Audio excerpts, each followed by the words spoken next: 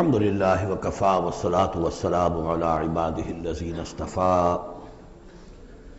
اما بعد فقد قال اللہ تبارک وتعالی کما ورد فی سورۃ محمد صلی اللہ علیہ وسلم اعوذ باللہ من الشیطان الرجیم بسم اللہ الرحمن الرحیم مثل الجنۃ التي وعد المتقون فيها انہار من ماء غیر آسن وانہار من لبن لم يتغیر طعمه وانہار من خمر لذۃ للشاربین وانہار من عسل مصفى ولهم فيها من كل الثمرات ومغفرۃ من ربهم كمن هو خالد في النار وسقوا ماء حمیما فقطع امعاءهم صدق اللہ العظیم۔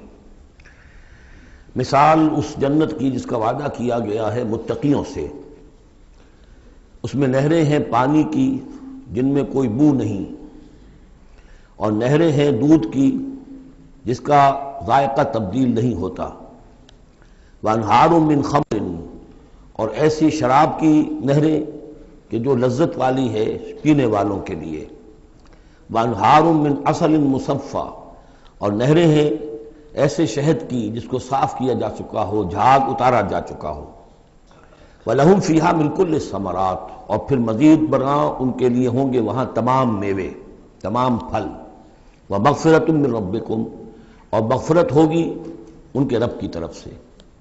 بھلا یہ لوگ کمن ہوا خالد فی النار، بھلا وہ لوگ کہ جو ان جنتوں میں ہوں گے ان کے برابر ہو سکتے ہیں وہ کہ جو ہیں آگ میں، جو رہیں گے ہمیشہ آگ میں، وَسُقُوا مَاءً حَمِيمًا، اور انہیں پینے کو دیا جائے گا کھولتا ہوا پانی، فقطع امعاءهم، جو ان کی انتڑیوں کو کاٹ کر رکھ دے گا۔ وَمِنْهُمْ مَنْ يَسْتَمِعُ إِلَيْكَ، اب یہاں سے جو اصل مضمون اس سورہ مبارکہ کا ہے، جو میں پہلے عرض کر چکا ہوں کہ قتال سے جو طبیعت اب گھبرا رہی تھی کچھ لوگوں کی، خاص طور پر جن کے دلوں میں رعب تھا، منافقت تھی، ان کی کیفیت ہے جو اس سورہ مبارکہ میں بڑی تفصیل سے آئے گی۔ وَمِنْهُمْ مَنْ يَسْتَمِعُ إِلَيْكَ، ان میں سے کچھ لوگ ایسے بھی ہیں جو اے نبی آپ کی بات بڑی توجہ سے سنتے ہیں، حتیٰ اذا خرجوا من عندک، یہاں تک کہ جب وہ آپ کے پاس سے نکل کر باہر جاتے ہیں، قالوا للذین اوتوا العلم ماذا قال آنفا، تو وہ کہتے ہیں ان کو کہ جنہیں علم دیا گیا، کیا کہا انہوں نے، اب یہ نئی بات آج کیا کہہ دی انہوں نے۔ یہ اوتوا العلم سے مراد اہل ایمان بھی ہو سکتے ہیں کہ وہ لوگ اہل ایمان میں سے جو لوگ ان میں زیادہ سمجھدار ہیں اور جن کو سمجھتے ہیں کہ زیادہ ان کو اللہ نے فہم عطا فرمایا، ان سے پوچھتے ہیں یہ بات کچھ سمجھ میں نہیں آئی جو آج کہی ہے محمد نے صلی اللہ علیہ وسلم، یا پھر یہ اہل کتاب سے جا کر پوچھتے ہیں جو علم والے جن کو علم پہلے دیا گیا تھا، ماذا قال آنفا، یہ کیا کہہ دیا، یعنی جنگ کے بارے میں جو بھی اب کوئی تجویز ہو رہی ہے، اقدام کا مرحلہ ہے، اب نکلنا ہے، قریش کے قافلوں کا پیچھا کرنا ہے، ماذا قال آنفا اولئک الذین طبع اللہ علی قلوبہم، یہ وہ لوگ ہیں کہ جن کے دلوں پر اللہ تعالیٰ نے مہر کر دی ہے، واتبعوا اہواءہم، اور یہ اپنی خواہشات کی پیروی کر رہے ہیں، یعنی یہ ہچکچاہٹ جن کے اندر پیدا ہو گئی ہے، در حقیقت یہ نشانی ہے اس بات کی کہ ان کے دلوں میں منافقت پیدا ہو چکی ہے۔ والذین اہتدوا زادہم ھدی، اور جو ہدایت پر ہے اللہ تعالیٰ نے ان کی ہدایت میں اضافہ کیا ہے، اس نئے مرحلے کے آنے سے ان کے جوش ایمان میں اور ذوق شہادت میں اضافہ ہو گیا ہے۔ وآتاہم تقواہم، اللہ تعالیٰ نے انہیں ان کے تقوی میں اور اضافہ فرمایا ہے۔ فَهَلْ يَنظُرُونَ إِلَّا السَّاعَةَ أَن تَأْتِيَهُم بَغْتَةً، تو یہ کس چیز کے منتظر ہے سوائے قیامت کے کہ وہ آ دھمکے ان پر اچانک۔ فَقَدْ جَاءَ أَشْرَاطُهَا، اس کی علامتیں تو آ چکی ہیں، یعنی قیامت کی سب سے بڑی علامت جو ہے وہ در حقیقت حضور صلی اللہ علیہ وسلم کی بعثت ہے، جو کہ آپ آخری رسول ہیں، اور آپ نے فرمایا بھی ہے کہ بُعِثْتُ أَنَا وَالسَّاعَةُ كَهَاتَيْنِ، دونوں انگلیوں کو آپ نے جوڑا، میں اور قیامت اس طریقے سے جڑے ہوئے، اب میرے بعد کوئی اور نبی نہیں، انا آخر المرسلین وانتم آخر الامم، میں آخری رسول ہوں تم آخری امت ہو، تو اب آپ کی بات تو قیامت ہی آنی ہے۔ فَأَنَّىٰ لَهُمْ إِذَا جَاءَتْهُمْ ذِكْرَاهُمْ، تو جب وہ آ جائے گی ان پر دھمک آ جائے گی، آ دھمکے گی، تو پھر اس وقت ان کا یاد کرنا یا نصیحت اخذ کرنا یا سبق حاصل کرنا ان کے کس کام کا ہوگا۔ فَاعْلَمْ أَنَّهُ لَا إِلَٰهَ إِلَّا اللَّهُ وَاسْتَغْفِرْ لِذَنبِكَ، بس جان لو کہ اللہ کے سوا کوئی معبود نہیں، اور اپنی خطاؤں کے لیے اللہ سے استغفار کرو۔ اب یہاں ایک تو یہ ہے کہ یہ بات خطاب کر کے حضور سے کہی جا رہی ہے واحد کے صیغے میں، اس حوالے سے ایک تعویل تو یہ ہو سکتی ہے کہ یہ حقیقت میں حضور کی وساطت سے آپ کی امت سے کہی جا رہی ہے، لیکن یہ ہے کہ اس میں علماء نے یہ بات بھی نکالی ہے کہ یہاں حضور مخاطب ہے، اور حضور کی مخاطبت میں یہ پہلو موجود ہے کہ حضور کے گناہ کا معاملہ جو ہے ہم اپنے گناہ پر قیاس نہ کریں۔ حسنات الابرار سیئات المقربین، حضور کی تو جو انٹینسٹی ہوتی تھی تعلق با اللہ کی شدید، اس میں ذرا سی کمی آتی تھی تو آپ اسے بھی سمجھتے تھے کہ بہت بڑی کوتاہی مجھ سے ہو گئی ہے۔ گویا کہ ہمارے لیے تو کہیں بمشکل کبھی اللہ تعالیٰ کی خصوصی عنایت سے طبیعت کے اندر انشراح ہو جائے تو یہ بہت بڑی نعمت ہے، اور حضور کے لیے وہ تو انشراح تو ہر وقت رہتا ہی تھا۔ اگر ذرا سا کہیں کسی مسئلے میں تھوڑی سی اس انشراح کی شدت میں کمی آ جائے تو آپ اسے بہت بڑی اپنی کوتاہی، بڑا گناہ سمجھتے تھے۔ ویسے میری ایک ذاتی رائے بھی ہے، وہ میں اگلی صورت میں آ کر اس بات کو پورے طور سے واضح کروں گا کہ یہاں حضور کی خطا سے مراد یہ ہے کہ جو بھی اس جد و جہد میں کہیں کوئی کوتاہی رہ گئی ہے، اور وہ کوتاہی اگر دوسرے مسلمانوں سے ہوئی ہے تب بھی جیسا کہ آپ کو معلوم ہے کہ جنگ اگرچہ سب مل کر لڑتے ہیں، سپاہی بھی لڑتا ہے، لیکن یہ کہ صحرا بنتا ہے تو جو کمانڈر ہوتا ہے، سپہ سالار ہوتا ہے، فتح اس کے کھاتے میں جاتی ہے۔ اسی طریقے سے شکست ہو جائے تو شکست کا جو کلنک کا ٹیکہ ہے وہ بھی ظاہر بات ہے کہ سپہ سالار کے ماتھے پر لگے گا، چاہے اس میں غلطی کسی اور کی ہو جائے۔ اس اعتبار سے اگر کہیں کسی سے کوئی کوتاہی ہوئی ہے تو گویا کہ وہ حضور صلی اللہ علیہ وسلم کی جد و جہد ہونے کے اعتبار سے کہ آپ ہی کی قیادت میں ہو رہی ہے، تو اس جد و جہد کے اندر کہیں کوئی کوتاہی یا کمی جو ہے اس کا ذکر ہو رہا ہے۔ وَلِلْمُؤْمِنِينَ وَالْمُؤْمِنَاتِ، اے نبی آپ استغفار کیجئے اپنی خطا، آپ تقصیر کا بھی، اور اہل ایمان مردوں اور عورتوں کے لیے بھی۔ وَاللَّهُ يَعْلَمُ مُتَقَلَّبَكُمْ وَمَثْوَاكُمْ، اللہ خوب جانتا ہے کہاں تمہیں لوٹ کر جانا ہے، بازگشت تمہاری کہاں ہے، اور کہاں تمہارا اصل گھر ہے مستقل، تمہارا ٹھکانہ کہاں ہے، یعنی آخرت، بہشت۔ وَيَقُولُ الَّذِينَ آمَنُوا لَوْلَا نُزِّلَتْ سُورَةٌ، اور کہتے ہیں یہ لوگ جو ایمان کے دعوے دار ہیں کیوں نہیں کوئی سورت نازل ہوئی۔ یہ بہت اہم آیت ہے اس سورت کی، کہ اصل میں حضور نے جب وہ چھوٹی چھوٹی مہمیں بھیجنی شروع کر دی تھی اس وقت تک کوئی ایسی صحیح آیت جب اللہ کے راستے میں نکلو اور قتال کرو شاید نازل نہیں ہوئی۔ اذن کے درجے میں تو بات آ گئی کہ سورہ حج کے اندر آیت نازل ہو گئی تھی، لیکن سورہ حج کو بھی بعض حضرات چونکہ مدنی سمجھتے ہیں تو ہو سکتا ہے وہ بھی اس کے بعد نازل ہوئی ہو اگر وہ رائے صحیح ہو۔ باقی سورہ بقرہ کے اندر جو آیات آئی ہیں وہ بھی یہ ہے کہ جب وہ تم سے جنگ کریں، قاتلوا فی سبیل اللہ الذین یقاتلونکم، اور بظاہر ہجرت کے بعد ابتدا ابھی مکے والوں کی طرف سے نہیں ہوئی تھی، انیشیٹو حضور نے لیا ہے، چھوٹے چھوٹے دستے آپ نے بھیجنے شروع کر دیے، ان کا گھیراؤ گویا کہ آپ کر رہے۔ ایک تو پولیٹیکل آئسولیشن آف قریش کہ جہاں بھی آپ گئے 4 مہموں میں تو آپ خود بھی تشریف لے گئے، 8 مہمات ہیں کل بدر سے پہلے، جن میں سے 4 میں آپ نے بھی شرکت فرمائی، اس لیے وہ غزوات کہلاتے ہیں۔ عام ہمارا خیال ہے کہ پہلا غزوہ جو ہے غزوہ بدر ہے، اس سے پہلے 8 ہیں مہمات، جن میں سے 4 سرایا ہیں جن میں حضور تشریف نہیں لے گئے، مسلمانوں کو آپ نے بھیجا، اور 4 غزوات ہیں۔ جہاں آپ گئے وہاں جا کر آپ نے وہاں کے قبیلے سے، اس علاقے میں جو قبیلہ آباد تھا اس سے آپ نے صلح کر لی۔ اب یا تو وہ پہلے حلیف تھا قریش کا، اب حلیف بن گیا وہ حضور کا صلی اللہ علیہ وسلم، یا یہ کہ نیوٹرل بن گیا، اس نے کہا کہ نہ ہم آپ کی مدد کریں گے قریش کے خلاف، نہ قریش کی مدد کریں گے آپ کے خلاف۔ نتیجہ یہ ہوا کہ پولیٹیکل جو انفلوئنس تھا، zone of influence, political influence قریش کا وہ کم ہو رہا ہے۔ پھر آپ نے قافلوں کا پیچھا کیا تو اس سے اندازہ ہوا کہ اب ان کی لائف لائن جو ہے، ان کی تو شہرت تھی وہ، اس کے اوپر آپ نے ہاتھ ڈالا۔ یہ چیزیں چونکہ آپ کی طرف سے ہوئی ہیں، اس وقت تک مکے والوں کی طرف سے جو بھی کچھ انہوں نے کیا، مکے میں ستایا، مارا پیٹا، وہ تھے اپنی جگہ۔ ہجرت کے بعد ان کی طرف سے کوئی اقدام نہیں ہوا۔ اس پر یہ لوگ جو تھے، جو ذرا اس جنگ وغیرہ سے اور اس معاملے سے اپرا رہے تھے، تو ان کو ایک دلیل ملی ہوئی تھی، وہ کہتے تھے لولا نزلت سورۃ، کیوں نہیں کوئی سورت نازل ہو جاتی۔ یہ تو محمد صلی اللہ علیہ وسلم نے خود ہی اپنا ایک سلسلہ شروع کر دیا ہے اپنی ذاتی رائے سے۔ ان کا خیال ہوگا جیسے کوئی مہم جو انسان ہوتا ہے، تو شاید اسی طریقے سے اب یہ جو ہے مہم جو انسان بن گئے۔ لولا نزلت سورۃ فاذا انزلت سورۃ محکمۃ، پھر جب ایک محکم صورت نازل کر دی گئی، وذکر فیہا القتال، اور اس میں قتال کا حکم آ گیا۔ رأیت الذین فی قلوبہم مرض، تو اب تم دیکھو گے ان لوگوں کو کہ جن کے دلوں میں روگ ہے، ینظرون الیک نظر المغشی علیہ من الموت، اب آپ کی طرف ایسے دیکھیں گے جیسے وہ شخص دیکھتا ہے جس پر موت کی غشی طاری ہو رہی ہوتی ہے۔ دلیل ان کی ختم ہو گئی۔ اب وہ کہتے تھے کہ آیت اترے، کوئی قرآن نازل ہو جس سے معلوم ہو کہ اب قتال ہے، یہ اللہ کا حکم ہے۔ اسی لیے اسی آیت میں جو لفظ قتال آیا ہے، اسی کے حوالے سے اس سورت کا نام سورہ قتال بھی ہے۔ فَإِذَا أُنزِلَتْ سُورَةٌ مُحْكَمَةٌ وَذُكِرَ فِيهَا الْقِتَالُ رَأَيْتَ الَّذِينَ فِي قُلُوبِهِم مَّرَضٌ يَنظُرُونَ إِلَيْكَ نَظَرَ الْمَغْشِيِّ عَلَيْهِ مِنَ الْمَوْتِ فَأَوْلَىٰ لَهُمْ، تو افسوس ہے ان پر، بربادی ہے ان کے لیے۔ طاعۃ وقول معروف، دیکھو ایمان لائے ہو، ایمان کا دعویٰ کر رہے ہو تو اطاعت لازم ہے تم پر، طاعۃ وقول معروف، ہاں کوئی مشورہ دینا ہے، بھلی بات کہنی ہے، کوئی حرج نہیں ہے، مشورہ دے سکتے ہو، اچھی بات کہہ سکتے ہو، لیکن اطاعت کرنی پڑے گی۔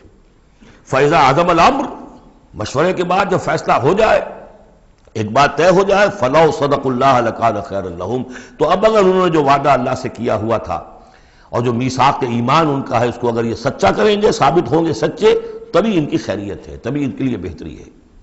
فَهَلْ عَصَيْتُمْ إِن تَوَلَّيْتُمْ أَن تُفْسِدُوا فِي الْأَرْضِ وَتُقَطِّعُوا أَرْحَامَكُمْ۔ اس آیت کے دو ترجمے کیے گئے ہیں، پہلے میں وہ ترجمہ کر رہا ہوں کہ جو شیخ الہند کا بھی ہے اور مجھے اسی سے اتفاق ہے، کہ تم ذرا سوچو، اگر جس حال میں اس وقت تم ہو، اگر تمہیں حکومت مل جائے، تم والی بن جاؤ، تمہیں یہاں اقتدار مل جائے اس جزیرہ نما عرب میں، تو تمہاری ابھی چونکہ پوری تربیت نہیں ہوئی ہے، خاص طور پر ظاہر بات ہے کہ جو انصار مدینہ تھے ابھی ایمان لائے تھے، ان کی تربیت تو نہیں ہوئی، ان میں ایک بڑی تعداد ایسے لوگوں کی بھی شامل تھی، آپ کو معلوم ہے کہ جو منافق تھے، آخر غزوہ احد میں 1/3 نفری جو ہے وہ نکل کر چلی گئی تھی، تو معلوم ہوا کہ اس میں اتنی بڑی تعداد میں منافق بھی تھے۔ اگر اس حال میں تمہیں کہیں حکومت مل جائے تو تم کیا کرو گے؟ تفسدوا فی الارض، زمین میں فساد مچاؤ گے، وتقطعوا ارحامکم، اور اپنے رحمی رشتے کاٹو گے۔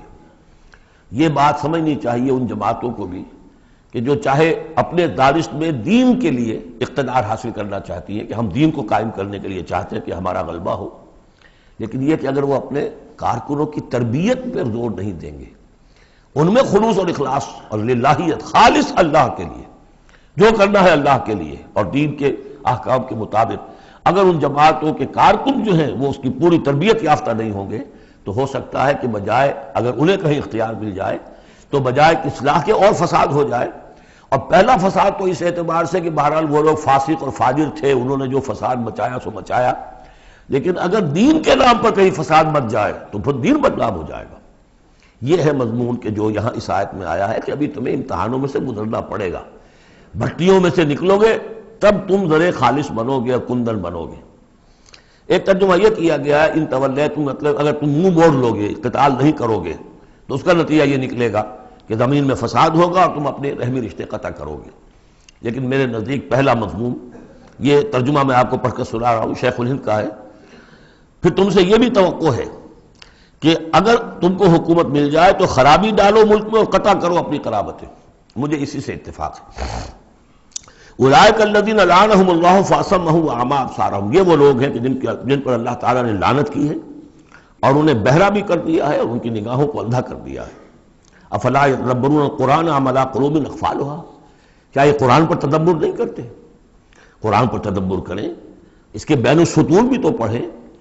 غلبہ دین کی جد و جہد میں یہ سارے مراحل آنے والے ہیں، یہ تو ان سے پہلے کہہ دیا گیا تھا، سورہ عنکبوت میں آ چکا تھا۔ احسب الناس ان یترکوا ان یقولوا آمنا وهم لا یفتنون، کیا لوگوں نے یہ سمجھا تھا کہ صرف یہ کہنے سے کہ ہم ایمان لائے انہیں چھوڑ دیا جائے گا اور بخش دیا جائے گا اور انہیں آزمایا نہیں جائے گا؟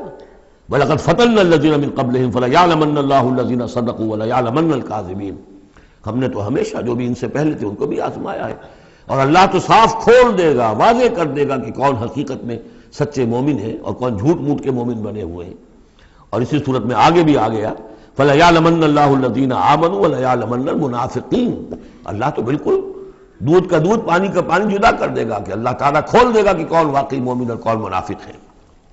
تو کیا یہ لوگ قرآن پر تدبر نہیں کرتے یا ان کے دلوں پر قفل پڑ چکے ہیں؟ ان الذین ارتدوا علی ادبارہم من بعد ما تبین لہم الہدی، یقیناً وہ لوگ جو اپنی پیٹھوں کے بل مڑ جائیں گے اس کے بعد کہ ان پر ہدایت واضح ہو چکی ہو۔ الشیطان سول لہم، شیطان نے در حقیقت ان کے لیے یہ مرحلہ ارتداد کا اور پیچھے مڑ جانے کا آسان کر دیا ہے۔ وَأَمْلَىٰ لَهُمْ، اور ان کو بڑی طول عمل کے اندر پھنسا دیا، لمبے لمبے ان کی امیدیں ہیں دنیا کے اندر. ظاہر بات ہے دنیا میں بڑے بڑے نقشے بنا رکھے ہیں، تو اب یہ میدان جنگ میں جاتے ہوئے تو انسان کترائے گا. ذَلِكَ بِأَنَّهُمْ قَالُوا لِلَّذِينَ كَرِهُوا مَا نَزَلَ اللَّهُ سَنُطِيعُكُمْ فِي بَعْضِ الْأَمْرِ، یہ اس لیے ہے کہ انہوں نے کہا ان لوگوں سے جنہیں ناپسند ہے وہ شے جو اللہ نے نازل کی. اللہ نے قرآن نازل کیا، یہ ناپسند کس کو تھا؟ قریش کو تھا، کفار کو اور یہود کو. تو یہ لوگ یہ ایمان تو لے آئے تھے، لیکن یہ کہ ان کے اندر وہ روگ تھا، دلوں میں وہ مرض تھا، وہ نفاق کی بیماری جڑ پکڑ چکی تھی. وہ یہ کہتے تھے ذالک بانہم قالوا للذین کرہوا ما نزل اللہ، جن لوگوں کو یہ اللہ کے اتاری ہوئی کتاب اور اللہ کے اتارے ہوئے احکام پسند نہیں آتے، ان سے جا کر ان کا سنطیعکم فی بعض الامر.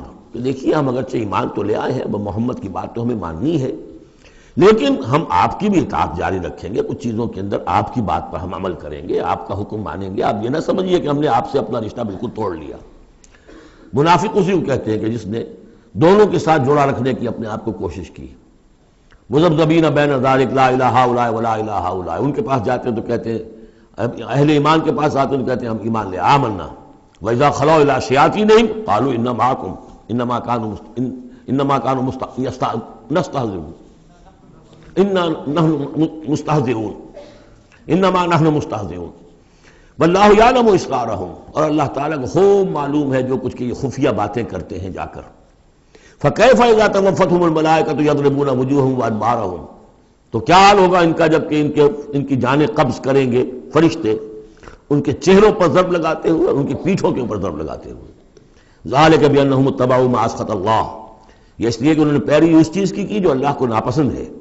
وَكَرِهُ رِضْوَانَهُ، اور ناپسند کیا انہوں نے اللہ کی رضا کو. فَأَحْبَطَ أَعْمَالَهُمْ، تو اللہ نے ان کے سارے اعمال اکارت کر دیے، حبط کر دیے. یعنی اب تک انہوں نے حضور کے پیچھے نمازیں جو پڑھی ہیں اور جو بھی کوئی نیکیاں کی ہیں، اب جب مرحلہ آ گیا ہے قتال کا اور یہ جی چرا رہے ہیں، تو گویا کہ وہ سارے ان کے اب تک کے جو اعمال ہیں وہ حبط ہو جائیں گے. ام حسب الذین فی قلوبہم مرض ان لن یخرج اللہ اضغانہم، کیا سمجھا تھا ان لوگوں نے کہ جن کے دلوں میں یہ روگ ہے کہ اللہ تعالیٰ ان کے کھوٹ کو ظاہر نہیں کرے گا؟ وہ اپنے کھوٹ کو اندر جو نفاق کی بیماری لیے پھرتے ہیں اس کو چھپائے رکھ سکیں گے؟ انہوں نے یہ سمجھا تھا. اللہ تعالیٰ نے تو اسے واضح کرنا تھا. فَلَيَعْلَمَنَّ اللَّهُ الَّذِينَ آمَنُوا وَلَيَعْلَمَنَّ الْمُنَافِقِينَ. تو ام حسب الذین فی قلوبہم مرض ان لن یخرج اللہ اضغانہم، انہوں نے سمجھا تھا کہ اللہ تعالیٰ ان کے کھوٹ کو، دلوں کے کھوٹ کو علم نشرہ نہیں کر دے گا. وَلَوْ نَشَاءُ لَأَرَيْنَاكَهُمْ، اور اگر ہم چاہیں تو اے نبی آپ کو دکھا دیں کہ یہ ہیں وہ لوگ. فَلَعَرَفْتَهُمْ بِسِيمَاهُمْ، آپ ان کے چہروں سے انہیں خود ہی پہچان لیں گے. ظاہر بات ہے کہ ایک صادق الایمان شخص کا چہرہ اور ایک منافق کا چہرہ، انسان کے قلب کی کیفیت جو ہوتی ہے وہ تو چہرے کے اوپر جو ہے، face is the index of mind, ذہنی کیفیت جو ہے، قلب کی کیفیت جو ہے چہرے پر ہوتی ہے. فَلَعَرَفْتَهُمْ، تو آپ پہچان ہی چکے ہیں انہیں ان کے چہروں سے. وَلَتَعْرِفَنَّهُمْ فِي لَحْنِ الْقَوْلِ، اور مزید آپ پہچان لیں گے انہیں ان کی گفتگو کے ڈھب سے، انداز سے. گفتگو میں بھی ظاہر بات ہے کچھ چاپلوسی کریں گے، کچھ ہیر پھیر ڈالیں گے. ایک مخلص آدمی کی گفتگو اور ایک اس طرح کے شخص کی گفتگو زمین و آسمان کا فرق ہوتا ہے. وَاللَّهُ يَعْلَمُ أَعْمَالَكُمْ، اللہ تمہارے اعمال کو خوب جانتا ہے.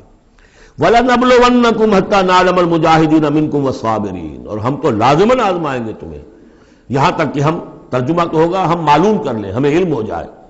لیکن چونکہ اہل سنت کا عقیدہ یہ کہ اللہ کا علم تو قدیم ہے، تو یہاں ہم اس کی ترجمانی کرتے ہوئے کہتے ہیں ہم ظاہر کر دیں گے اس کو تاکہ سب کے علم میں آ جائے، سب دیکھ لیں. ہم آزمائیں گے تمہیں یہاں تک کہ سب دیکھ لیں کہ مجاہدین کون ہیں تم میں سے. حتیٰ نعلم المجاہدین منکم والصابرین، اور وہ جو صبر کرنے والے ہیں. وَنَبْلُوَ أَخْبَارَكُمْ، اور ہم تمہارے سارے حالات کی پوری طریقے سے تحقیق کر لیں. یہ تقریباً سمجھیے کہ وہ آیت جو آئی تھی سورہ بقرہ میں، وَلَنَبْلُوَنَّكُمْ بِشَيْءٍ مِّنَ الْخَوْفِ وَالْجُوعِ وَنَقْصٍ مِّنَ الْأَمْوَالِ وَالْأَنفُسِ وَالثَّمَرَاتِ. ابھی وہاں چونکہ قتال کا حکم نہیں آیا تھا، اس لیے وہاں پر ابھی جنگ کا تذکرہ نہیں تھا. یہ تو تھا کہ ہم تمہیں آزمائیں گے بھوک سے اور جان اور مال کے نقصان سے اور ثمرات کے ضیاع سے. لیکن یہاں اسی آیت کو ایکسٹینشن سمجھیے، وَلَنَبْلُوَنَّكُمْ حَتَّى نَعْلَمَ الْمُجَاهِدِينَ مِنْكُمْ وَالصَّابِرِينَ، تاکہ ہم دیکھ لیں کون ہیں وہ جو واقعتاً جہاد کرنے والے ہیں، صبر کرنے والے ہیں، اور ان کی پوری طرح جانچ پرکھ کر لیں.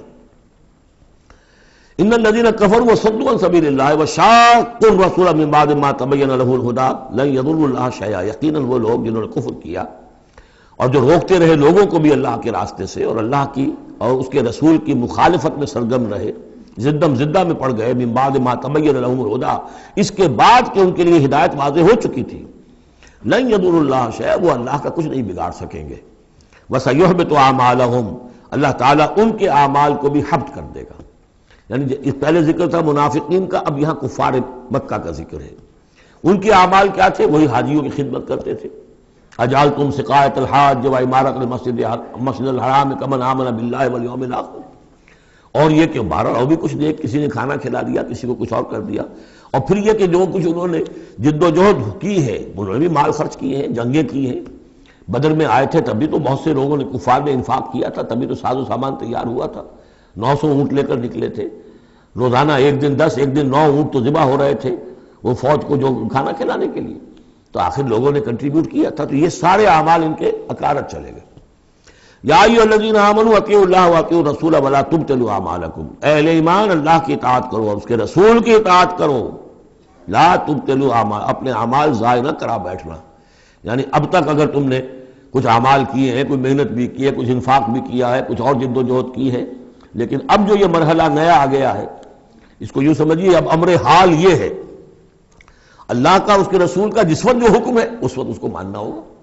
اب حکم یہ ہے، لہذا اگر اس میں تم نے کہیں پیٹھ دکھا دی تو تم اپنے سارے سابقہ اعمال کو باطل کرا لو گے۔ ان الذین کفروا وصدوا عن سبیل اللہ ثم ماتوا وهم کفار فلن یغفر اللہ لهم، یقیناً وہ لوگ کہ جنہوں نے کفر کیا اور اللہ کے راستے سے وہ روکتے رہے اور یا رکے رہے، یہ دونوں جیسے میں نے عرض کیا کہ صدا یا صدو جو ہے یہ فعل لازم بھی ہے، فعل متعدی بھی ہے۔ ثم ماتوا وهم کفار، اور وہ مر گئے اسی حال میں کہ وہ کافر تھے، فلن یغفر اللہ لهم، تو ایسے لوگوں کو اللہ تعالیٰ ہرگز نہیں بخشے گا۔ فلا تہنوا، تو اے مسلمانوں تم ڈھیلے نہ پڑو، بودے پن کا مظاہرہ نہ کرو، وتدعوا الی السلم، الی السلم میں، اور تم جو اب یہ کہہ رہے ہو صلح کی بات ہونی چاہیے اور سلامتی کی بات ہونی چاہیے اور خام خواہ کی لڑائی جھگڑا جو ہے اس سے کیا حاصل ہے، یہ جو تم کر رہے ہو یہ نہ کرو۔ فلا تہنوا وتدعوا الی السلم، بلکہ اب جو مرحلہ آ گیا ہے اب تو سرفروشی کا مرحلہ آ گیا ہے، وانتم الاعلون، اور گھبراؤ نہیں، تم ہی سب سے اونچے رہو گے، سربلند رہو گے، غالب ہوگے۔ واللہ معکم، اللہ تمہارے ساتھ ہے، اس کی مدد تمہارے شامل حال ہے۔ ولن یترکم اعمالکم، اللہ تعالیٰ تمہارے اعمال ضائع نہیں کرے گا۔ انما الحیات الدنیا لعب و لہو، یہ دنیا کی زندگی تو کھیل ہے اور کچھ جی کا بہلانا ہے، اس کے سوا کیا ہے؟ آخرت کے مقابلے میں تو یہ دھوکے کا سامان ہے، دھوکے کی ٹٹی ہے۔ وما الحیات الدنیا الا متاع الغرور وان تؤمنوا وتتقوا یؤتکم اجورکم، اگر تم ایمان لاؤ، ایمان پر قائم رہو اور اپنے رب کا تقوی اختیار کیے رکھو، اللہ تعالیٰ تمہیں دے گا تمہارے بدلے، تمہارے اجر۔ ولا یسألکم اموالکم، اور وہ تم سے تمہارے مال نہیں مانگتا، مطلب یہ کہ سارے مال نہیں مانگتا یا تم سے زبردستی مال نہیں مانگتا۔ دیکھیے دونوں چیز ذہن میں رکھیے، اللہ مال تو مانگتا ہے، من ذا الذی یقرض اللہ قرضا حسنا، کون ہے جو اللہ کو قرض حسنا دیتا ہے؟ کتنی مرتبہ کہا اللہ کی راہ میں انفاق کرو، اللہ کی راہ میں انفاق کرو۔ سورہ بقرہ میں ہم پڑھ چکے ہیں، انفقوا فی سبیل اللہ ولا تلقوا بایدیکم الی التہلکہ، اللہ کی راہ میں خرچ کرو، لگا دو، اپنے آپ کو اپنے ہاتھوں ہلاکت میں مت ڈالو۔ یہ اللہ کا مال مانگنا تو ہے، لیکن ایک تو یہ کہ جبر نہیں کیا۔ یہ کمال ہے محمد الرسول اللہ صلی اللہ علیہ وسلم کا، اتنی عظیم انقلابی جد و جہد۔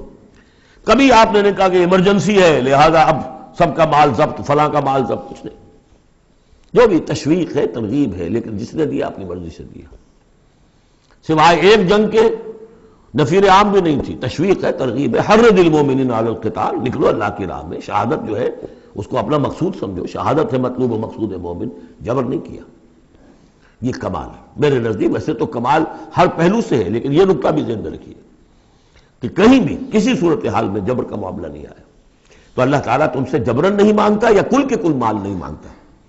ان یسألکموہا، اگر وہ تم سے مانگے تمہارے سارے مال، فیحفکم، اور تم پر سختی کرے، تنگی کرے، تبخلوا، تم بخل سے کام لوگے، ویخرج اضغانکم، اور اللہ ظاہر کر دے گا پھر تمہارے اندر کے کھوٹ کو، جو تمہارا کھوٹ اندر ہے وہ زبانوں پر آ جائے گا، جیسا کہ غزوہ احزاب کے موقع پر آ گیا کہ ما وعدنا اللہ ورسولہ الا غرورا، منافقین نے یہ بات کہہ دی کھلم کھلا کہ اللہ اور اس کے رسول نے تو ہمیں دھوکہ دیا، سب باغ دکھائے، ہاں انتم ہؤلاء تدعون لتنفقوا فی سبیل اللہ، تمہیں بلایا جا رہا ہے، ترغیب دی جا رہی ہے، تمہیں تشویق کی جا رہی ہے کہ تم اللہ کی راہ میں خرچ کرو، لتنفقوا فی سبیل اللہ، فمنکم من یبخل، تم میں سے کوئی وہ بھی ہے جو بخل سے کام لیتے ہیں، ومن یبخل فانما یبخل عن نفسہ، جو کوئی بخل سے کام لے رہا ہے وہ بخل اپنے آپ سے کر رہا ہے، وہ اپنے وہ فائدے چھوڑ رہا ہے کہ جو انفاق سے اسے ملیں گے۔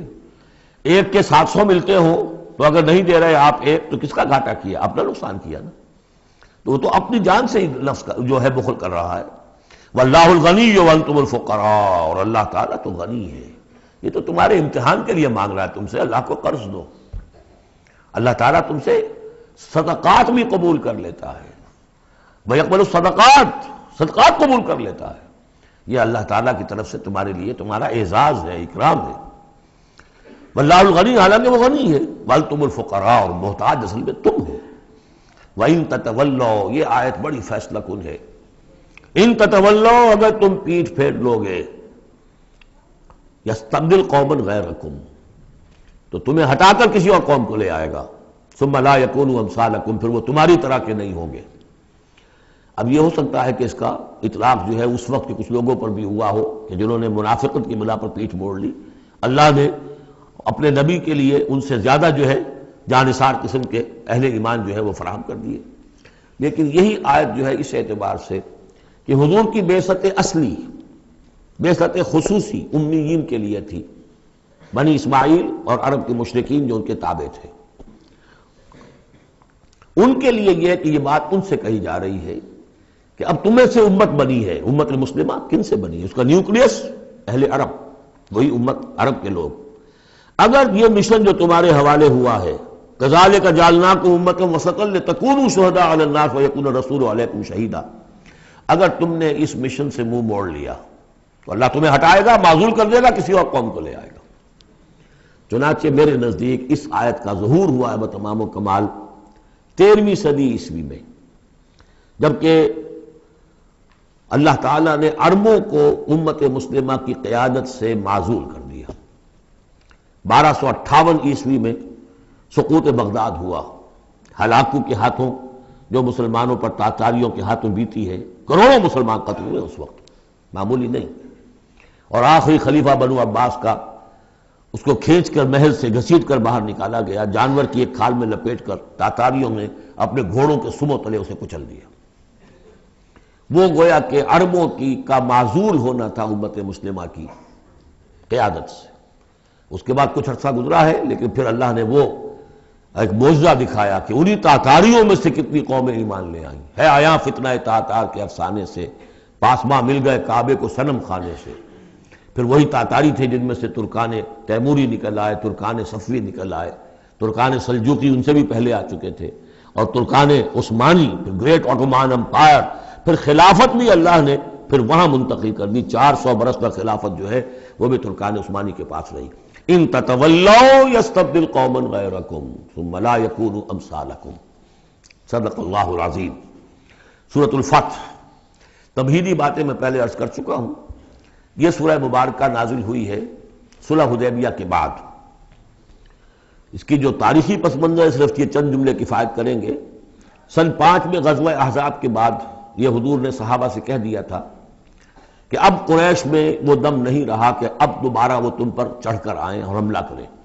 لن تغزوکم قریش بعد عامکم ھذا ولکنکم تغزونہم، اب انیشیٹو تمہاری طرف سے ہوگا۔ وہ انیشیٹو حضور نے لیا ہے سن 6 میں۔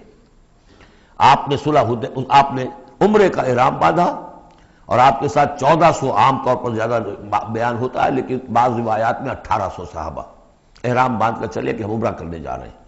یہ گویا کہ ایک ٹیسٹ تھا کہ اب قریش کرتے کیا ہیں۔ آپ احرام کے لیے اپنی منزل بہ منزل کرتے ہوئے پہنچ گئے حدیبیہ تک، وہی جگہ جہاں پر کہ پھر صلح ہوئی۔ ادھر قریش کے لیے جو ہے ان کی جان پر بن گئی۔ پہلی بات تو یہ کہ ان کی روایات کے خلاف تھا کہ کوئی آئے عمرے کی نیت سے اور ان کو روک دے، یہ عرب کی روایت نہیں تھی۔ دوسرا یہ کہ اب اگر آنے دیتے ہیں اور مسلمان دنگناتے ہوئے آئیں اس شہر کے اندر عمرہ کریں تو گویا کہ ان کی شکست ہو گئی۔ تو وہاں پر جو بھی ہوا تفصیلات کا تو موقع نہیں ہے۔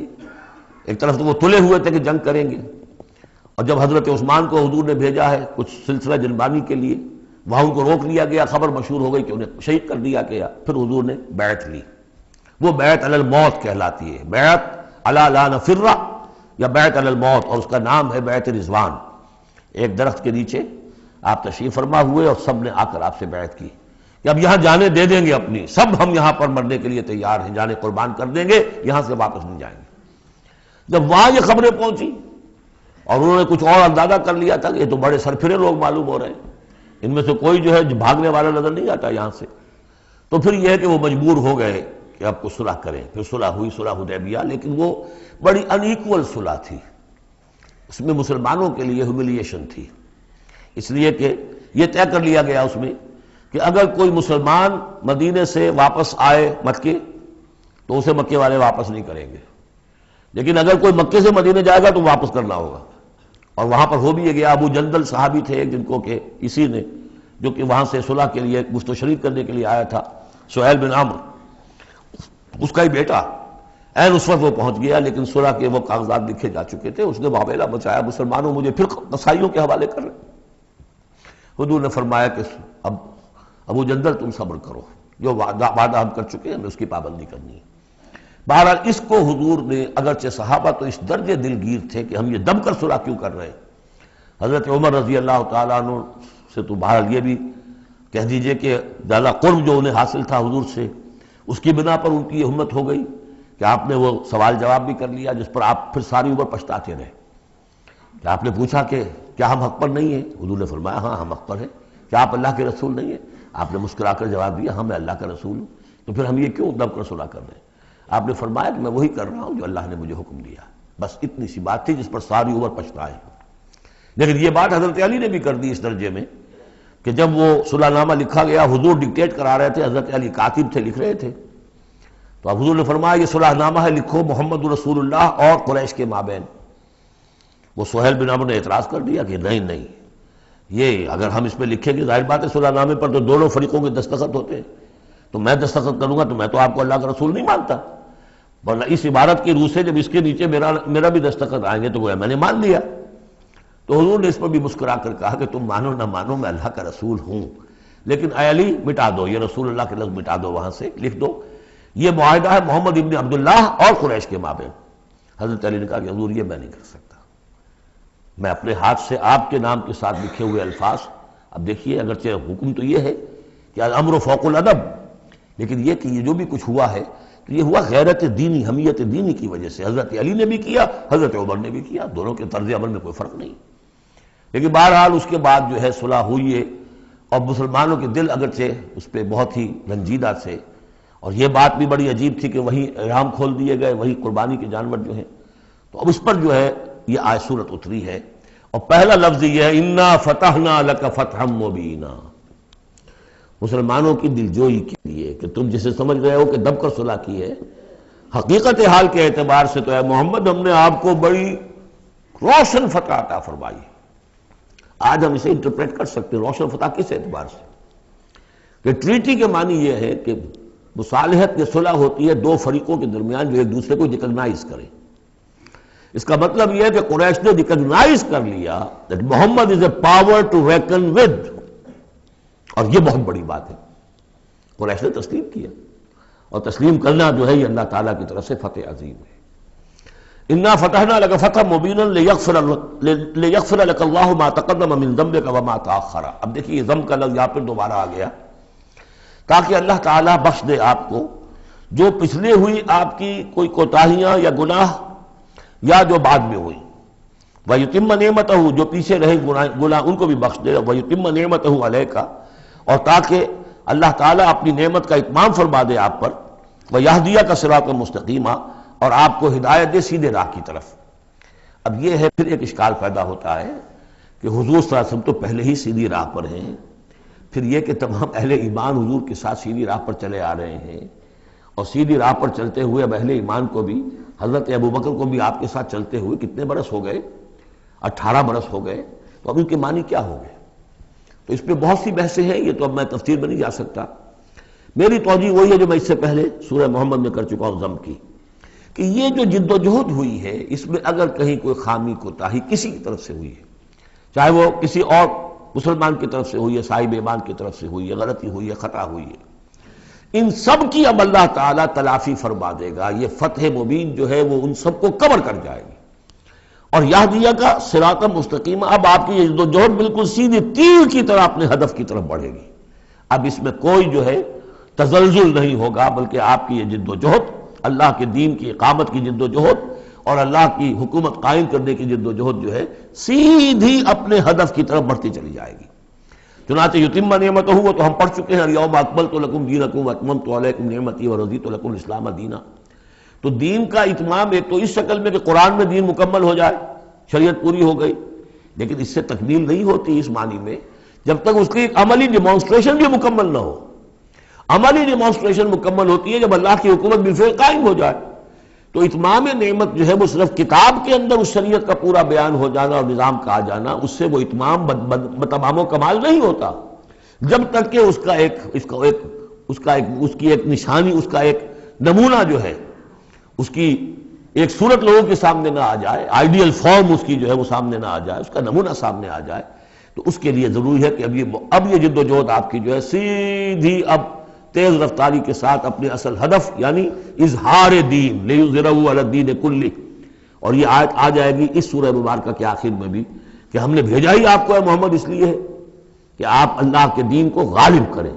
تو وہ اللہ کے دین کے غلبے کی جدوجہد اب تیر کی طرح سیدھی جائے گی۔ اللہ نے ساری اگلی پچھلی اگر کوئی اس میں کمیاں کوتاہیاں رہ گئی ہیں کسی کی طرف سے آپ کے ساتھیوں میں سے، ان سب کی تلافی کے لیے یہ فتح مبین آپ کو عطا کر دی۔ وَيَنْصُرَكَ اللَّهُ نَصْرًا عَزِيزًا، اور اللہ آپ کی مدد کرے گا ایسی مدد کہ جس کے لیے کوئی شکست نہ ہو، بڑی زبردست مدد۔ هُوَ الَّذِي أَنزَلَ السَّكِينَةَ فِي قُلُوبِ الْمُؤْمِنِينَ لِيَزْدَادُوا إِيمَانًا مَعَ إِيمَانِهِمْ، وہی ہے کہ جس نے اہل ایمان کے دلوں میں سکینت نازل کر دی تاکہ ان کے ایمان میں اور اضافہ ہو جائے، تاکہ وہ اور اضافہ کر لیں اپنے ایمان میں، جتنا ایمان ہے اس سے اور بڑھ کر۔ وَلِلَّهِ جُنُودُ السَّمَاوَاتِ وَالْأَرْضِ، اب ظاہر بات ہے کہ اس میں ایک تو کیفیت یہ تھی کہ جو انہیں سکون حاصل تھا کہ وہ تیار تھے سب اپنی جانیں دینے کے لیے، اس کے لیے بھی ایک سکون قلب کے اندر اللہ تعالیٰ نے ان کے پیدا کیا تھا، تبھی تو وہ اس کے لیے آمادہ ہوئے۔ پھر یہ کہ ان کے اندر نظم اور ضبط کا یہ عالم کہ کوئی ایک شخص بھی حق میں نہیں تھا کہ یہ صلح یہاں اس وقت ہو، لیکن محمد رسول اللہ ان کی اطاعت، اس کا سب سے بڑا ٹیسٹ وہاں ہوا ہے۔ اور یہ بات جو میں کہہ رہا ہوں شاید بعض حضرات کو عجیب لگی، کوئی ایک شخص بھی نہیں تھا اس کے حق میں، اس کی دلیل کیا ہے؟ اس کی دلیل یہ ہے کہ جب حضور نے جب صلح ہو گئی مکمل، آپ نے فرمایا مسلمان اٹھو، احرام کھول دو اور یہی قربانیاں دے دو۔ کوئی نہیں اٹھا، ایک بھی نہیں اٹھا۔ دوسری مرتبہ کہا آپ نے اٹھو بھائی، اب ہو گیا بات، بس جو ہو گئی، اب یہی احرام کھول دو، کوئی نہیں اٹھا۔ تیسری دفعہ کوئی نہیں اٹھا۔ آپ دلگیر ہو کر، دل گرفتہ ہو کر اپنے خیمے میں چلے گئے۔ ام سلمہ رضی اللہ تعالیٰ عنہ ام المومنین آپ کے ساتھ تھی، ان سے جا کر کہا میں نے 3 مرتبہ مسلمانوں سے کہا ہے کہ اٹھو اور احرام کھول دو، کوئی نہیں اٹھ رہا۔ انہوں نے کہا، مشورہ دیا کہ آپ کسی سے کچھ نہ کہیں، اپنی زبان سے کچھ نہ کہیں، آپ اپنا احرام کھول دیے، بس آپ آئے باہر، آپ نے قربانی دی، احرام کھول دیا۔ اس پر اب سب اٹھ گئے، یعنی اصل میں وہ سب کے سب منتظر تھے کہ کیا حضور ہمارا امتحان لے رہے ہیں، یہ کوئی ٹیسٹ ہو رہا ہے، کیا ہو رہا ہے، یا حالت منتظرہ شاید کوئی نئی صورت پیدا ہو جائے، شاید حالات بدل جائیں۔ لیکن ان کے لیے یہ بڑی انہونی سی بات تھی کہ عمرے کی نیت کر کے ہم نے احرام باندھا ہوا، یہاں کیسے کھول دے رہا ہوں۔ لیکن بہرحال وہ صرف ایک توقف جو تھا وہ اسی درجے میں تھا کہ شاید کوئی نئی صورت پیدا ہو جائے، لیکن اس سے ظاہر ہو رہا ہے کہ سب کے دل جو ہیں وہ اس صلح کے حق میں نہیں تھے۔ وہ تو چاہ رہے تھے کہ اب ہمیں موقع ملے اور ہم یہاں جنگ ہو اور اللہ کے دین کو ہم غالب کریں۔ هو الذي انزل السكينة في قلوب المؤمنين ليزدادوا ایمانا مع ایمانهم ولله جنود السماوات والارض، اور تمام آسمانوں اور زمین کے لشکر تو اللہ ہی کے ہیں۔ وكان الله عليما حكيما، اللہ سب کو جاننے والا اور کمال حکمت والا ہے۔ ليدخل المؤمنين والمؤمنات جنات تجري من تحتها الانهار خالدين فيها، تاکہ وہ داخل کرے اہل ایمان مردوں اور عورتوں کو ان باغات میں جن کے دامن میں ندیاں بہتی ہوں گی، جن میں وہ ہمیشہ ہمیشہ رہیں گے۔ ويكفر عنهم سيئاتهم، اور دور کر دے ان سے ان کی برائیوں کو۔ وكان ذلك عند الله فوزا عظيما، اور یقیناً یہی شے ہے اللہ کے نزدیک بڑی کامیابی۔ وَيُعَذِّبُ الْمُنَافِقِينَ وَالْمُنَافِقَاتِ وَالْمُشْرِكِينَ وَالْمُشْرِكَاتِ الظَّانِّينَ بِاللَّهِ ظَنَّ السَّوْءِ، یہ الفاظ بہت مشابہ ہیں سورہ احزاب کی آخری آیات کے، اور سورہ احزاب جو ہے آپ کو معلوم ہے سن 5 میں نازل ہوئی اور یہ سن 6 میں نازل ہو رہی ہے، تو زمانہ جو ہے قریب کا ہے۔ اور اللہ سزا دے اور عذاب دے منافق مردوں اور منافق عورتوں کو، اور مشرک مردوں اور مشرک عورتوں کو، کہ جو اللہ کے بارے میں بہت برے گمان رکھتے ہیں۔ علیہم دائرۃ السوء، اصل میں تو ان کے اوپر ہے مسلط برائی کا دائرہ۔ وغضب اللہ علیہم، اور اللہ غضبناک ہوا ہے ان پر۔ ولعنہم، اللہ نے ان پر لعنت فرمائی ہے۔ وعد لہم جہنم، اور ان کے لیے تیار کیا ہوا جہنم کو، وساعت مصیرا، اور وہ بہت بری جگہ ہے لوٹنے کی۔ وللہ جنود السماوات والارض، آسمان اور زمین کے لشکر کل کے کل اللہ ہی کے اختیار میں ہے۔ وکان اللہ عزیزا حکیما، اللہ زبردست ہے اور حکیم ہے۔ پہلے آیا تھا علیما حکیما، اب عزیزا حکیما۔ انا ارسلناک شاہدا ومبشرا ونذیرا، اے نبی ہم نے بھیجا ہے آپ کو شاہد بنا کر، وہی شاہد، گواہی دینے والا۔ یہاں اپنے قول اور اپنے عمل سے اللہ کے دین کی گواہی دی۔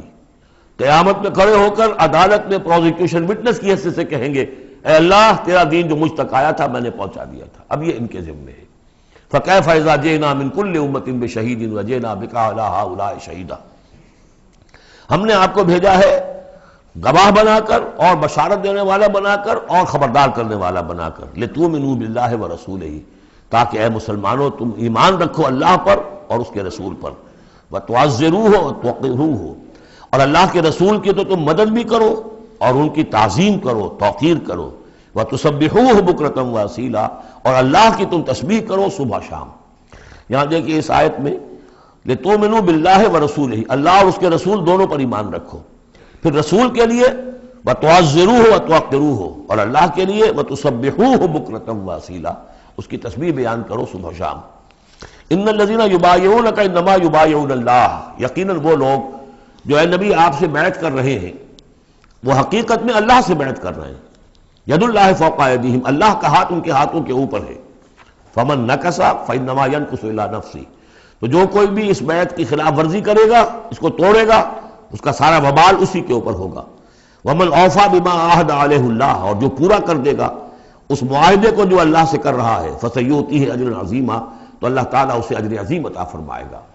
اس آیت کو اچھی طرح سمجھ لیجئے اور اس کا تعلق جوڑ لیجئے جو سورہ توبہ کی آیت نمبر 111 تھی۔ ان اللہ اشتری من المؤمنین انفسهم واموالهم بان لهم الجنہ یقاتلون فی سبیل اللہ فیقتلون ویقتلون وعدا علیہ حقا فی التوراۃ والانجیل والقرآن ومن اوفی بعہدہ من اللہ فاستبشروا ببیعکم الذی بایعتم بہ، اللہ نے اہل ایمان سے ان کی جانیں اور مال خرید لی ہے جنت کے عوض سے۔ یہ جو خرید و فروخت ہو گئی ہے یہ بیع ہو گئی ہے، بیع و شرع ہو گئی ہے۔ فاستبشروا ببیعکم الذی بایعتم بہ، خوشیاں مناؤ، جشن مناؤ اس بیعت پر، اس بیع پر، اس سودے پر جو تم نے کیا ہے، اس سے بہتر سودا کوئی نہیں۔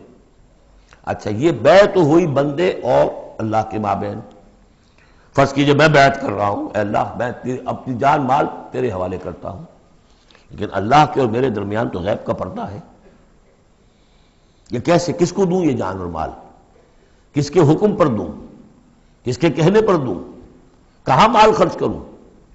ظاہر بات ہے کہ اس کے لیے کوئی انسان، اب وہ انسان اس وقت ہے محمد الرسول اللہ صلی اللہ علیہ وسلم، بیع اللہ سے، بیعت محمد سے۔ محمد اللہ کے رسول ہیں، وہ بتائیں گے کہ اس طرح مال خرچ کرو، اس طرح جان لگاؤ، یہ وقت آ گیا ہے جان لے کر میدان میں آ جاؤ، جان ہتھیلی پر رکھو میدان میں آ جاؤ۔ لہذا جو بیع اللہ سے ہوئی ہے، ان اللہ اشتری من المؤمنین انفسهم واموالهم بان لهم الجنہ، اس کے لیے بیعت محمد رسول اللہ سے ہو رہی ہے۔ اور یہ عرب میں رواج تھا کہ جب وہ کوئی سودا کرتے تھے پھر وہ مسافہ کرتے تھے، ہاتھ ملاتے تھے، ہاتھ جب ملا لیا اب وہ جو سودا ہے پکا ہو گیا، اب پیچھے نہیں جا سکتے آپ۔ جب تک مسافہ نہیں ہوتا اس وقت تک آدمی کوئی اس میں تبدیلی کر سکتا ہے، لیکن مسافہ جو ہے وہ پختگی کے لیے۔ لہذا یہ بیعت اب محمد رسول اللہ سے ہو رہی ہے کہ ہم نے جو جان اللہ اور اپنی مال جو اللہ کے حوالے کی ہے اسے ہم خرچ کریں گے آپ کے کہنے کے مطابق، جو آپ حکم دیں گے، آپ کی مرضی ہے، آپ ہم سے جب چاہیں یہ جان اور مال حاصل ہے، جب چاہیں وصول فرما لیں۔ یہ بیعت ہے جو ہوئی ہے محمد رسول اللہ سے۔ اچھا اس میں جو یہ فرمایا، چونکہ یہ تین فریق ہو گئے، اللہ، بیعت کرنے والا اور جس کے ہاتھ پر بیعت کی گئی، لہذا یہ ٹرائی پارٹائٹ ایگریمنٹ ہے، تین فریق ہیں اس کے۔ ایک وہ ہے حضور کا ہاتھ جس پر بیعت کرنے والے کا ہاتھ آ گیا۔ اللہ نے فرمایا تیسرا ہاتھ بھی ہے، وہ تمہیں نظر نہیں آ رہا، ید اللہ فوق ایدیہم، اللہ کا ہاتھ ان کے ہاتھوں کے اوپر ہے۔ تو یہ تین ہاتھ ہیں در حقیقت اس بیعت کے اندر، اس بیعت کے اندر۔ ان الذین یبایعونک انما یبایعون اللہ، اصل میں تو بیعت، اور بیعت جو ہو رہی ہے تو اللہ سے ہو رہی ہے۔ فاستبشروا ببیعکم الذی بایعتم بہ، باب مفاعلہ کے اندر بھی وہ آ گیا، تم نے جو باہمی یہ کیا ہے بیع و شراء کا معاملہ، اس میں خوشیاں مناؤ، وہی باب مفاعلہ ہے، وہ یبایعونک۔ ان الذین یبایعونک، اے نبی جو آپ سے یہ بیعت کر رہے ہیں، انما یبایعون اللہ، وہ اللہ سے بیعت کر رہے ہیں۔ ید اللہ فوق ایدیہم، اللہ کا ہاتھ ان کے ہاتھوں کے اوپر ہے۔ فمن نکث فانما ینکث علی نفسہ، تو جو کوئی بھی اب اس سے روگردانی کرے گا، اسے توڑے گا، اس کی خلاف ورزی کرے گا، اس کا وبال اسی پر آئے گا، آپ پر اس کا کوئی الزام نہیں۔ ومن اوفی بما عہد علیہ اللہ فسیؤتیہ اجرا عظیما، اور جو بھی پورا کر دے گا جس کا کہ اس نے وعدہ اللہ سے کیا ہے، یہ معاہدہ اللہ سے ہوا جان اور مال کا۔ اسی لیے سورہ احزاب میں آپ نے پڑھا تھا نا، من المؤمنین رجال صدقوا ما عہد اللہ علیہ فمنہم من قضی نحبہ ومنہم من ینتظر۔ اہل ایمان میں وہ جوان مرد ہیں جنہوں نے اپنا جو عہد کیا تھا اللہ سے وہ پورا کر دکھایا، سچا کر دیا۔ ان میں سے وہ بھی ہیں جو اپنی نظر پیش کر چکے، اور وہ بھی ہیں جو باقی منتظر ہیں ابھی کہ کب ہماری باری آئے۔ وبال دوش ہے سر جان ناتواں پہ، مگر لگا رکھا ہے تیرے خنجر و ثنا کے لیے، اے اللہ ہم لیے پھر رہے اس سر کو کہ کب تیری راہ میں کٹے اور ہم فارغ ہو جائیں، سمک دوش ہو جائیں، ہمارے کندھے سمک ہو جائیں، ہلکے ہو جائیں، سمک دوش، کندھا ہلکا ہو جائے۔ یہ سر کا بوجھ ہم لگائے ہوئے ہیں اپنے سر پر کہ کب تیری طرف سے حکم آئے ہم نے اپنے سر کٹوائیں اور ہم فارغ ہوں۔ اب اسی کو سمجھ لیجئے کہ حضور کے بعد یہ بیعت کس سے ہوگی؟ جو بھی کوئی داعی اللہ اب کھڑا ہو اللہ کے نام کے، نبی تو نہیں ہوگا، ہوگا امتی۔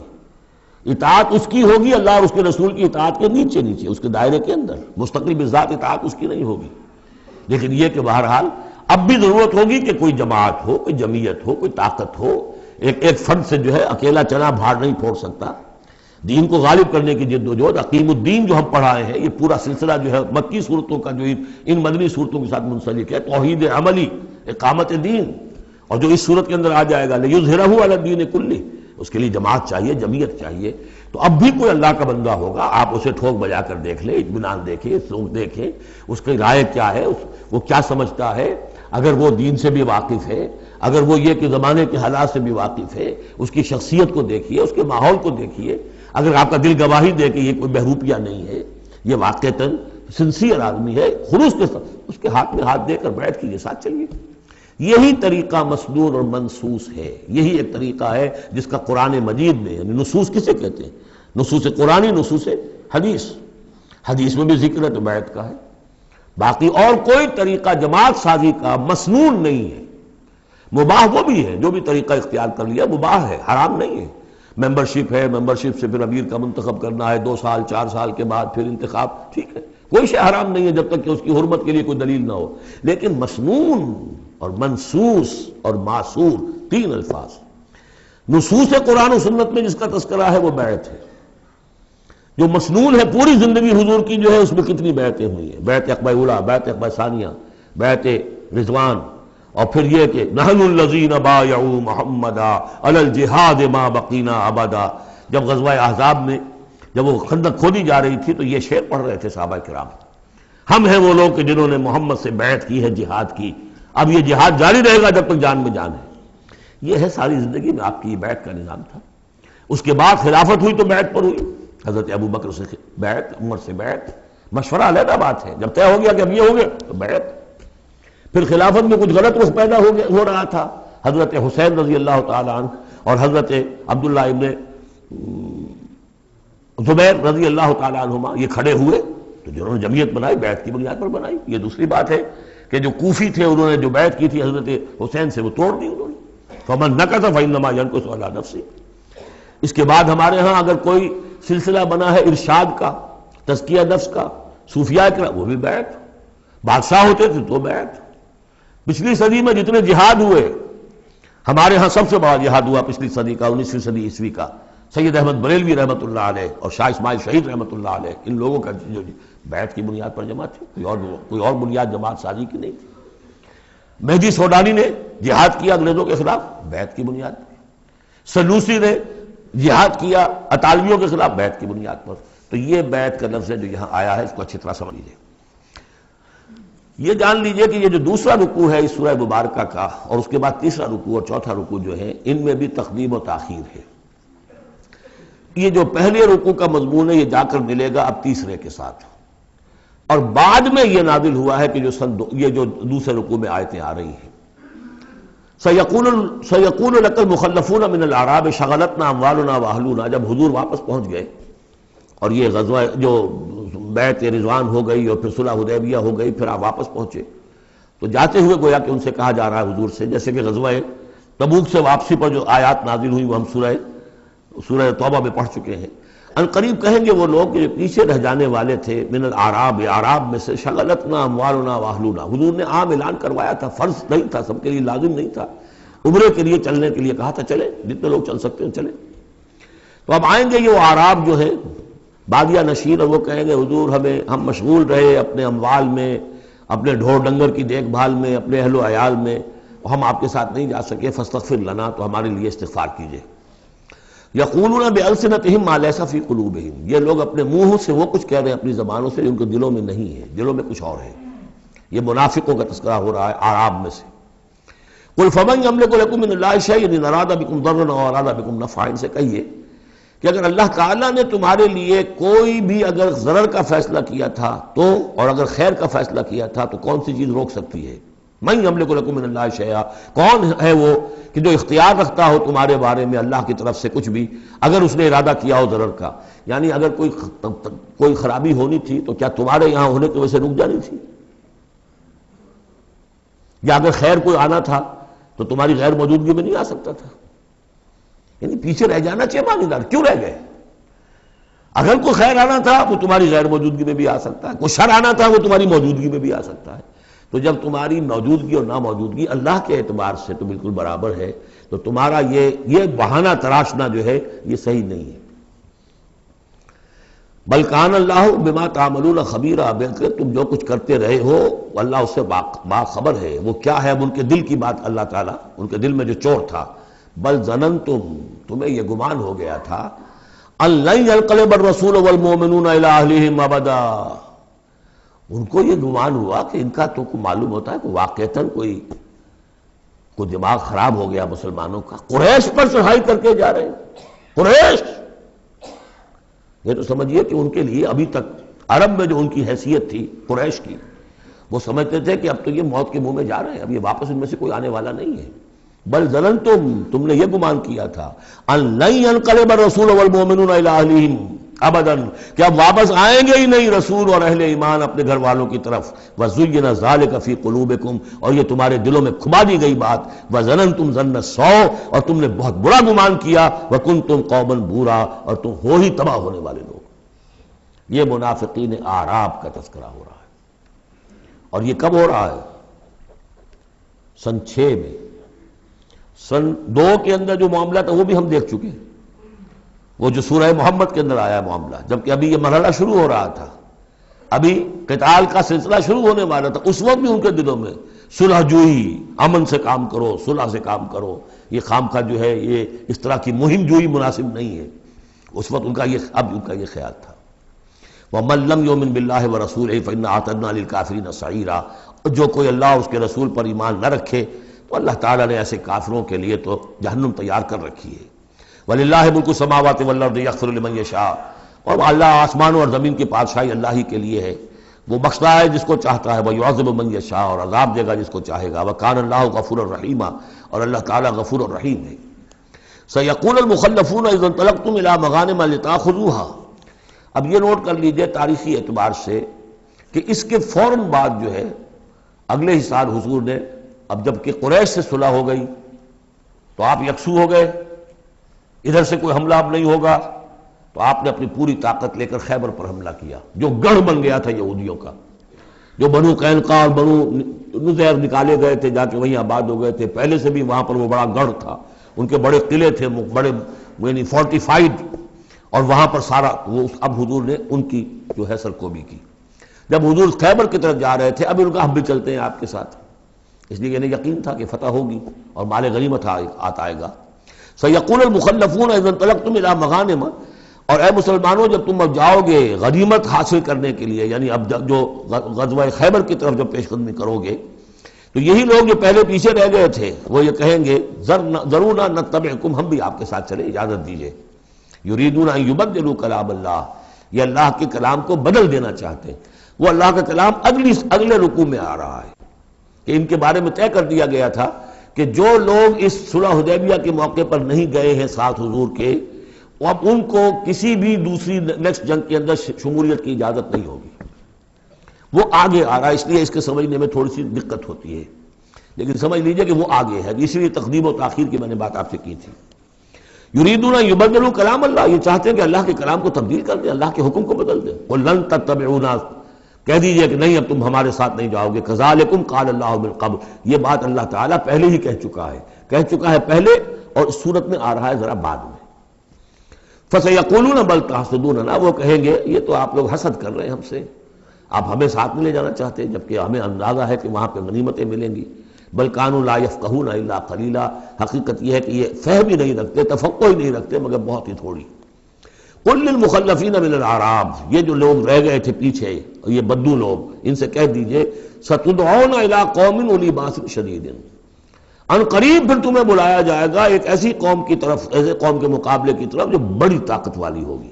تو قاتلونہم او یسلمون، یا تم ان سے قتال کرو گے یا وہ مسلمان ہوں گے اور یا وہ اطاعت قبول کریں گے۔